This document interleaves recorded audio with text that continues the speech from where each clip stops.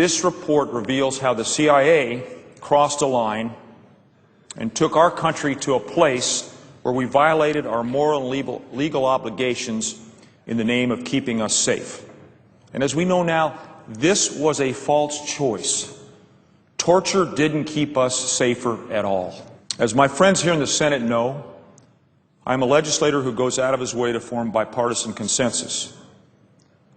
However, it became clear that that was just not possible here, and that is regrettable. But the document we released yesterday is the definitive official history of what happened in the CIA's detention and interrogation program.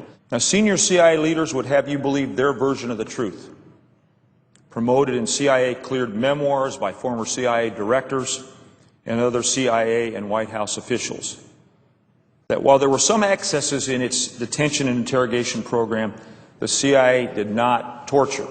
From the beginning of his term as CIA director, John Brennan was openly hostile toward and dismissive of the committee's oversight and its efforts to review the detention and interrogation program. The CIA's formal response to this study under Director Brennan clings to false narratives about the CIA's effectiveness when it comes to the CIA's detention and interrogation program. It includes many factual inaccuracies, defends the use of torture, and attacks the committee's oversight and findings. In March 2009, then CIA Director Leon Panetta announced the formation of a director's review group to look at the agency's detention and interrogation program. The director's review group looked at the same CIA documents that were being provided to our committee, and they produced a series of documents that became the Panetta Review.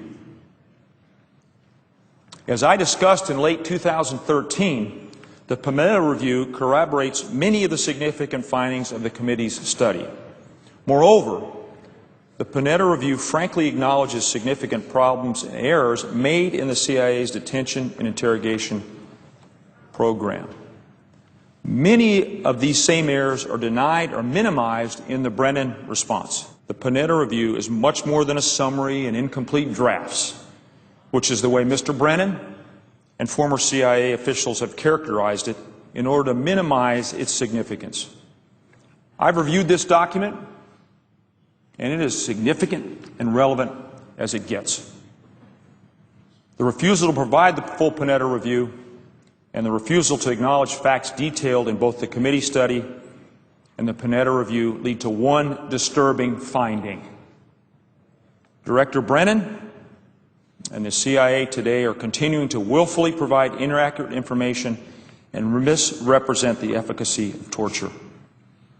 In other words, the CIA is lying. However, let's fast forward to this year, after so much has come to light about the CIA's barbaric programs. And President Obama's response was that we crossed the line as a nation and that, quote, hopefully we don't do it again in the future. That's not good enough. If there's no moral leadership from the White House helping the public understand that the CIA's torture program wasn't necessary and didn't save lives or disrupt terrorist plots, then what's to stop the next White House and CIA director from supporting torture? The CIA has lied to its overseers and the public, destroyed and tried to hold back evidence, spied on the Senate, made false charges against our staff, and lied about torture and the results of torture. And no one has been held to account. The intelligence community is made up of thousands of hardworking, patriotic Americans. But it's incumbent on government leaders, it's incumbent on us to live up to the dedication of these employees and to make them proud of the institutions they work for.